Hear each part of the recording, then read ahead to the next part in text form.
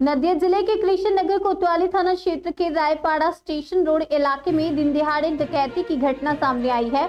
कृष्ण नगर नगर पालिका के 15 number ward में सीआईटी कार्यालय से कुछ ही दूरी पर 70 वर्षीय एक वृद्ध विधवा को निशाना बनाया गया। एक अज्ञात युवक जिसका चेहरा ढका हुआ था घर में घुस आया और बुजुर्ग महिला के हाथ पैर बांधकर उसके सोने के गहने लूटकर फरार हो गया। घटना के बाद इलाके में दहशत का माहौल है। जैसे ही स्थानीय लोगों को घटना की जानकारी मिली, पूरे इलाके में हड़कंप मच गया।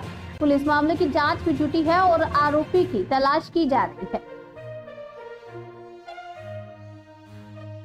আপনাদের পাশের প্রতিবেশী আপনারা কিছু জানতে পেরেছিলেন এই ঘটনা? না, কিচ্ছু জানতে পারিনি। যখন হয়ে যাওয়ার পরে তারপরে অন্তরা আসলো, মানে বৌমা এসে আমাকে চিৎকার করে ডাকছে, আমি তখনই আসলাম। কি ঘটনা শুনতে পেলেন বা জানতে পারলেন? ওই তো ঘটনা শুনলাম যে দিদি তো শুয়েছিল, দিয়ে এবার হচ্ছে যিনি এসে কাপড়ের আঁচলটা বুকের থেকে খুলে নিয়ে মুখটা বেঁধেছে ওইটা দিয়ে, আর একটা ছোট গামছা দিয়ে হাত দুটোকে বেঁধেছে। বেঁধে বলছে গলার থেকে নিয়ে নিয়েছে, কানেরটা নিয়ে নিয়েছে, ওনাকে দিয়ে বলেছে আলমারি খোল, আলমারি খুলে যা ছিল সমস্ত কিছু নিয়ে চলে গেছে। প্রতিবেশী সন্দেহ করি, এবার কি বলবো, এবার কয়েকজন তো ওনার বাড়িতে প্রবেশ করে, এটা করে, সবজি আলা আসে, মাছ আলা আসে, এখন সেভাবে তো কিছু বুঝতে পারছি না। তাছাড়া উনি তো বাড়িতে একাই থাকে, জানি ওনার ছেলের বউ যখন তখনই মেয়েকে নিয়ে বেরোই, পড়তে যায়, গানে যায়, একটা ভালো অবশ্যই। নাহলে ঘরের মধ্যে উনি একা ঢুকেছে, কাউকে হইচই চেঁচামেচি কিচ্ছু করেনি, নিঃশব্দে ঢুকেছে যাতে আশেপাশের লোক না জানতে পারে। হ্যাঁ, তার মানে খুবই জানাশোনা না হলে এই কাজটা করতে পারে না তারা। কিন্তু এটা কারা করেছে বলে মনে করছে না, এবার যারা নেশা করে সেটা আমি বলবো না, কারণ যারা নেশা করে তারা টুকিটাকি যেটুকু পায় সেটুকুই নেয়, কিন্তু উনি যাই এসছে সে কিন্তু অন্য কিছু নেয়নি, শুধু সোনাটুকুই নিয়েছে। অর্থাৎ সেখানে যে শুধু তারা নেশাখোর বলেই যে আমি কথাটা উড়িয়ে দেবো বা অন্য কেউ হতে পারে না, এটা কিন্তু নয়। যদি সে প্রকৃত নেশাখোরও হতো, সে একটা গ্লাস পেলে একটা গ্লাসও নেবে, একটা চামচ পেলে একটা চামচ নেবে, সেটুকু বেচে যদি 5 টাকা হয় তাও সেটা দেশে নেশা করবে। কিন্তু সেক্ষেত্রে সে কোনো কিছুতে হাত দেয়নি, শুধু সোনাটুকুই নিয়েছে। যখন এলেন এসে দেখলেন ঘটনাটা, আমি তো দেখি উনি ভয়ে কাঁপছেন, আমি ওনাকে বসালাম, দিয়ে একটু জল টল খাওয়ালাম, গাড়িটা একটু হাত বললাম, আমরা আপনি বসেন চুপ করে। আমরা তো বলছি আমার কিছু হবে না, আমরা আছি সবাই, কিচ্ছু হবে না। আপনাকে কে ডেকেছে? মেয়ে ডেকেছে? না, মেয়ে অন্তরা, হ্যাঁ, আমার ছেলের বউ চিৎকার করে ডেকেছে, আমি দৌড়ে এসেছি তাতে। আপনার নাম? আমার নাম লিলি দাস, আমি পাশের বাড়িতেই থাকি একদম। এই ঘটনার পর কতটা আতঙ্ক গ্রাস করেছে? প্রচন্ড আতঙ্ক করছে, প্রচন্ড আতঙ্ক। লিলি দাস। আমি পাশের বাড়িতে থাকি। মঞ্জুশ্রী সাহা। এই জায়গাটার নাম কি? রায়পাড়া। কি হয়েছিল ঘটনাটা? আমি তখন শুয়েছিলাম, শুয়ে থাকার পর আমি দেখছি একটা কে ছেলে দাঁড়িয়ে আছে, হট করে ঘুমটা ভেঙে গেল। ঘুমটা ভেঙে আমাকে সে তুলে বললো যে এই কি আছে, কোথায় আছে দে।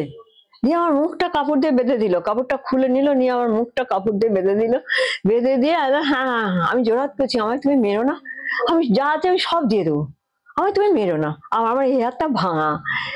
দিয়ে তখন বললো আলমারি খোল, গলার হাতটা আমি টেনে নিয়ে নিল, কানের এইগুলো ছিঁড়ে নিয়ে নিল, দিয়ে বলে আলমারি খোল।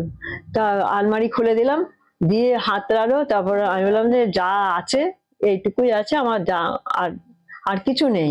আনুমানিক কত টাকা সোনা নিয়েছে? তারপর সেটা আমি কি করে বলবো, অনেকটাই নিয়েছে, মানে 1 ভরি সোনার হার। আচ্ছা, 1-1.5 ভরি আলমারিতে। ওই গোটা ওটা বোধহয় 2.5 ভরির ছিল, আমার 2.5 ভরির ওই বালা ছিল, মটর চুড়ি, আর 2টো কানে ছিল, আর দুটো কানে ছিল, আর 2টো আংটি ছিল, আর একটা ওই লকেট ছিল। আচ্ছা, টাকা পয়সা কিছু ছিল না? আর কি ঘটেছে আনুমানিক? তখন তো আমি জানি না, 5:30টা হবে। বাড়িতে কেউ ছিল না? বাড়িতে কেউ ছিল না, আমি একা। বাইরের গেট কি খোলা ছিল? না, বাড়িতে গেট বন্ধ ছিল, আমার বৌমা বন্ধ করে দিয়ে চলে গেছিল মেয়েকে নিয়ে গান শেখাতে। আপনারা পুলিশে জানিয়েছেন? পুলিশে ফোন করেছিলেন? হ্যাঁ, বললো যে আমার বৌমা বললো করেছি। আপনার নাম? আমার নাম মঞ্জুশ্রী সাহা। আপনাকে কিভাবে রেখে দিয়েছিল? হ্যাঁ, সেই সময় চলে গেল যখন। এই জায়গাটার নাম? রায়পাড়া, কৃষ্ণনগর রায়পাড়া। আজকের ঘটনাটা কি ঘটেছে আপনাদের? আমি মেয়েকে নিয়ে গানের ক্লাসে বেরিয়ে গেছিলাম। শাশুড়ি মা ওপরে ঘুমাচ্ছিলেন, উনি একাই থাকেন, তো পেছন দিয়ে তালা দিয়ে বেরিয়ে গিয়েছিলাম। তো খানিক বাদে আমার শাশুড়ি মা কাঁদতে কাঁদতে ফোন করেন, করে বলেন যে এরকম আমার হাত পা বেঁধে সব যা যা ঘরে সোনা দানা যা ছিল সব লুট করে কেউ নিয়ে চলে গেছে। আমি আসি, এসে দেখি যে এই দরজাটা দেয়া আছে, বাইরের দরজাটা খোলা ছিল, তালাটা ছিল না। যে তালাটা আমি ঝুলিয়ে যাই সে তালাটা ছিল না, এই দরজাটা আটকানো ছিল। আমি খুললাম, খুলে দেখি আমার শাশুড়ি মা হাত পা মানে হাতটা বাঁধা না, মুখ টুক বাঁধা, মুখে এখানটা কেটেও গেছে। তো আমাদের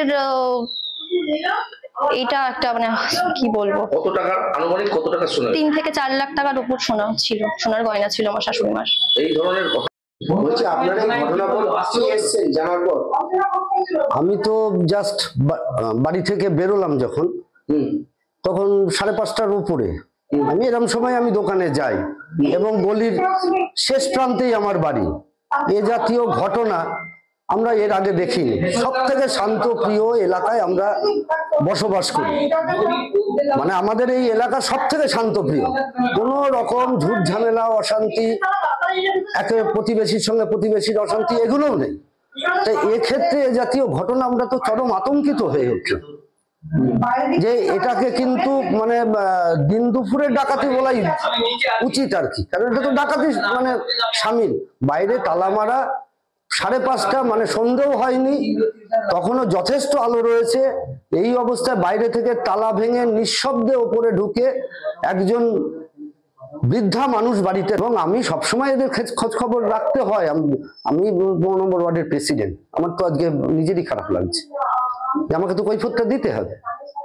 তা সুতরাং প্রশাসনের কাছে নিশ্চয়ই আমরা এবার বিষয়ে আমরা অনুরোধ রাখবো যে তারা আরেকটু বেশি করে, বিশেষ করে এইসব যেসব বাড়িতে একা মহিলারা থাকে